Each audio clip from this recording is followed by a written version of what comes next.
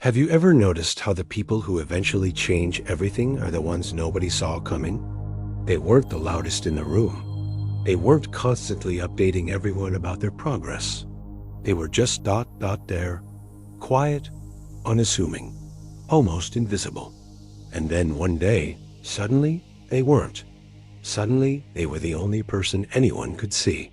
The only name people remembered. The only presence that mattered. What happened in between? What did they do in that silence that transformed them from forgettable to undeniable? That's the question that haunts everyone who's ever felt overlooked, underestimated, dismissed as harmless, simply because they haven't made their move yet. But here's what most people don't understand. That's exactly how real threats are born. Think about it. The people who announce their every intention, who broadcast their plans, who need the world to watch them build, they're not dangerous. They're predictable. They've shown you their hand before the game even begins. But the ones who disappear into their work, who vanish into their own ambition, who operate in a silence so complete that you forget they exist until suddenly you can't ignore them anymore. Those are the ones who reshape reality. Those are the ones who make everyone else recalculate. Because by the time you realize what they've become, it's already too late. The foundation has been laid. The work has been done. And there is nothing you can do but watch as they take what they've built in secret and turn it into something that dominates your entire field of vision. This isn't motivational talk. This is strategic reality. Power, real power, the kind that makes people adjust to your presence rather than you adjusting to theirs, doesn't come from being seen. It comes from being sharp, from being so focused, so ruthlessly disciplined, so completely committed to a singular vision that you develop a kind of gravitational pull. People start to feel you before they see you. They sense something different, something they can't quite articulate, but it makes them uncomfortable. It makes them wonder. It makes them realize that while they were busy performing for an audience, you were building something they can't comprehend, because they've then never had the discipline to build anything themselves. Now, let me ask you something, and be honest with yourself, because lying here only costs you time you'll never get back. What are you doing right now with your attention? Not what you think you're doing, not what you tell people you're doing, but what are you actually doing? Because here's the uncomfortable truth that nobody wants to face. Most people, even the ones who consider themselves ambitious, even the ones who read books and watch videos and consume content about success and power, they're not actually focused on anything. They're scattered, they're fragmented. They're pieces of a person spread across 100 different interests, platforms, conversations, and distractions. They want power, but they also want comfort. They want to dominate, but they can't sit alone with their thoughts for an hour without reaching for their phone. They want to build something extraordinary, but they need constant validation that they're on the right path. You see, the world has sold you a lie, and you've probably bought it without even realizing. They tell you that power comes from connections, from being liked, from networking and attending the right events, and knowing the right people. They tell you it's about visibility, about building a personal brand, about making sure everyone knows what you're working on. But that's surface-level noise. That's what people who will never truly threaten the established order believe, because it makes them feel productive while changing nothing about their actual position. The ones who understand power at a deeper level, the ones who actually reshape their industries, their fields, their entire worlds, they know something that sounds almost too simple to be true. Real power comes from control, not over others at first, but over yourself. Your mind, your focus, your time, your urges, your weaknesses. The people who become genuine threats, the ones who make everyone else recalculate their strategies and question their own progress, they're not the ones born with advantages. They are the ones who systematically cut out every weak part of themselves like a surgeon, operating without anesthesia. They isolate, not because they're antisocial or because they hate people, but because they understand people. More importantly, They understand what people do to your focus, what conversations do to your clarity, what social obligations do to your momentum. And they make a choice that most people are too afraid to make. They choose the work over the comfort of being understood. Let me paint you a picture of what this actually looks like, because theory means nothing without application. Distractions aren't just time wasters. They're not just little interruptions that steal a few minutes here and there. They're assassins. Every notification is a knife. Every dopamine hit from social media is poison administered in doses so small you don't notice you're re-dying until you look up and realize years have passed and you're still in the same position. Every pointless conversation, every obligatory social event, every time you break your focus to check something that doesn't matter, you're not just losing time, you're losing potential. You bleeding out the very thing that separates people who achieve extraordinary things from people who achieve ordinary things disguised as ambition. Most people live like open windows. Every sound gets in. Every breeze disturbs them. Every voice from the street below demands their attention. They're permeable. The world moves through them, and they mistake this constant stimulation for being alive, for being connected, for being engaged with reality. But if you're going to become someone dangerous, someone who actually threatens the established order, rather than just complaining about it, you need to close those windows. Seal them shut. Choose what enters your mind like a dictator chooses who gets through the gates of the palace. Because not everything deserves your attention. Not every conflict deserves a reaction. Not every opportunity is actually worth your energy. Your focus is your empire, and you need to guard it like a tyrant guards power. This is where most people break, and they don't even realize they're breaking, because the fracture happens slowly and visibly across 1,000 small compromises. They crave too many things at once. They want power, but they also want everyone to like them. They want to dominate their field, but they also want a perfectly balanced life where nothing is sacrificed and everything is comfortable. They want to build something extraordinary, but they can't tolerate the discomfort of working on something that won't show results for months or years. So they multitask their way into mediocrity, mistaking movement for progress, mistaking busyness for productivity, mistaking the performance of ambition for actual ambition. Here's how you spot someone who's going nowhere, and be honest about whether this describes you. They're always busy, always talking about what they're working on, always updating everyone about their latest project or idea or strategy. They need witnesses to their effort, because without validation, they can't sustain the work. But the ones who become genuine threats, the ones who reshape reality around them, they're ghosts. You don't see them coming. You don't hear them bragging about their process. You barely know they exist until one day you feel their presence so strongly it is impossible to ignore.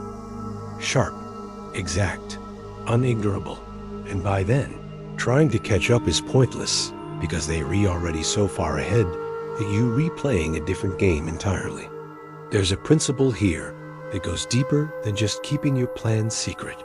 It's about operating at a level so calculated, so precise, that nobody even knows there are cards being played. Most people telegraph their moves. They announce their intentions. They seek approval before they act. But someone operating with real strategic focus, they're moving pieces on a board that others don't even see. Silence becomes their camouflage. Focus becomes their weapon. And when the two combine, you become psychologically invisible. Not in some mystical sense, but in a practical one. No one knows what drives you. No one knows what threatens your mission. No one can predict your next move because your internal world isn't available for public viewing. You've locked it down. You've turned your mind into a fortress, and people fear what they cannot read. But here's where it gets interesting, where most people who try this path fail without understanding why. It's not enough to just isolate yourself from distraction. That's step one, but it's not the complete strategy.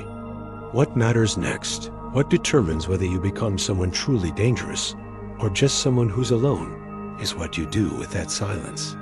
Some people escape the noise, only to replace it with another kind of emptiness. They scroll in private. They daydream without action. They romanticize discipline, but never actually implement it. They love the idea of being focused more than they love the reality of focus, which is often uncomfortable, often boring, often devoid of the emotional highs they're addicted to. So ask yourself right now, and don't give me the answer you wish were true. What fills the space when the world shuts off? When you're alone with yourself, with no distractions, no inputs, no entertainment, what happens? Is it clarity? Is it action? Is it productive obsession? Or is it just more noise dressed up in solitude? Anxiety pretending to be contemplation? Fear disguised as strategic thinking? Because when you're truly alone, when you strip away everything external, you either become someone terrifying or someone forgettable. There is no middle ground here. The in-between doesn't exist. You're either using that silence to sharpen yourself into something that cuts through reality, or you're just hiding from the world while calling it strategy. The path we read talking about here isn't about raw ambition in the way most people understand it. It's not about wanting more for the sake of wanting more. It's about refined ambition, surgical ambition, the kind that knows exactly what to target and what to ignore. Most people never get this far because they can't answer the fundamental questions. What exactly do you want? Why do you want it? What are you willing to destroy to get it? Not just what are you willing to sacrifice. That's too soft, too comfortable. What are you willing to destroy? Which parts of yourself? Which relationships? Which comforts? Which versions of your identity? Because everything you keep that doesn't serve the mission is weight. It's drag. It slows you down while making you feel safe. People wander between goals like drunk soldiers fighting battles they don't understand, for outcomes they have undefined. That's why their focus scatters the moment things get difficult. That's why they panic when results don't come immediately. They don't actually know what they're building. They're just building because they've heard that successful people build things. But you, if you're going to become undeniable, you must know the exact shape of your mission. Because once you do, once you've defined it with such clarity that you could describe it in the dark, focus stops being a chore. It stops being something you have to force. It becomes instinct, obsession, fire that burns without needing fuel because the mission itself provides everything necessary to sustain the flame. Now let's destroy another myth that keeps people weak. They think focus is about willpower, about just trying harder, about white-knuckling their way through distraction. That's what amateurs believe because they don't understand how the mind actually works. Real focus isn't about willpower. It's about structure. It's about engineering your environments so ruthlessly that distractions don't even have a chance to reach you. You set rules. You design your day like a strategist designs a battlefield where every advantage is maximized and every weakness is eliminated before the fight even begins. Every hour has a purpose. Every input has a gatekeeper. Your phone doesn't rule you. Your calendar doesn't trap you. Your mind isn't a democracy where every thought gets a vote. It's a kingdom, and only one voice makes the decisions. This kind of structure is rare because it requires something most people will never develop: the willingness to be misunderstood. When you become truly focused, when you build your life around a singular mission with the kind of intensity that most people reserve for emergencies, you become threatening. Not just to your rivals, not just to the people competing in your space, but to your friends. Your absence starts to offend them. Your silence becomes suspicious. Your discipline feels like judgment, even though you're not judging anyone. You're just choosing differently. They'll say you've changed, that you're too intense, that you're cold, that you're missing out on life. Let them say it, because every time they do, you know you're on the right path. You're leaving the realm of the familiar and stepping into something they can't follow. There's an uncomfortable truth embedded here that nobody wants to acknowledge. People are not loyal to you. They're loyal to their needs of you. They like the version of you that makes them comfortable, that validates their choices, that operates at their pace. And if you want their respect, real respect, the kind that makes them adjust their behavior around you, rather than expecting you to adjust around them, you don't meet those needs. You become the need. You become the one person they can't ignore, the one presence they feel even when you're not in the room. How? By building so ruthlessly in silence that when the results finally speak, they have no choice but to listen. Focus until you're undeniable. Focus until you're a problem they can't solve. But here's where it sharpens into something even more potent. True focus creates distance, and that distance becomes power. The less you need, the more you control. Look at anyone who's truly powerful, not famous, not popular, but powerful, and you'll notice they need remarkably little. Most people are owned by what they crave: attention, validation, comfort, the approval of strangers. But the focused man, he needs nothing but the mission. That's why you can't be manipulated. That's why you can walk away from things that don't serve you without guilt. That's why people start fearing your silence more than they ever feared someone else's words. You're not reactive. You're not emotional in your decision-making. You're precise, calculated, and that precision terrifies people who live in chaos. This precision starts small, and that's what makes it sustainable. You don't build a threat overnight, despite what the highlight reels on social media might suggest. You start by reclaiming 1 hour, then 2, then you take back your mornings, then your mind, then your weeks. And slowly, methodically, the world that once dictated your time begins to bend to you. People adjust to your pace, to your boundaries, to your silence. They stop expecting immediate responses. They stop assuming you'll attend everything. They stop trying to pull you into their chaos because they've learned that you operate differently. And one day, you'll realize the power isn't in being heard. It's in being felt. You'll sit in a room and say nothing and still dominate the energy because people sense when they re around someone who doesn't need to prove anything. Someone who's already won a war they can't even see. Someone who's been training in the shadows, sharpening skills, building systems, eliminating weaknesses, while everyone else was busy performing on stages that ultimately don't matter. And the beautiful, ruthless truth of it is this: by the time they realize you're a threat, you're already too far ahead to stop. The foundation is poured. The habits are locked. The momentum is undeniable. They'll start to notice something they can't explain. You're not louder than others. Not richer, at least not obviously so, not even more visible. Yet something about you feels dangerous. It's in the way you move through spaces. The way you speak less, but when you do speak, every word lands with weight. The way you seem completely unaffected by the chaos that rattles everyone else. The drama, the urgency, the constant need for external validation. That's not charisma in the traditional sense. That's focus made manifest.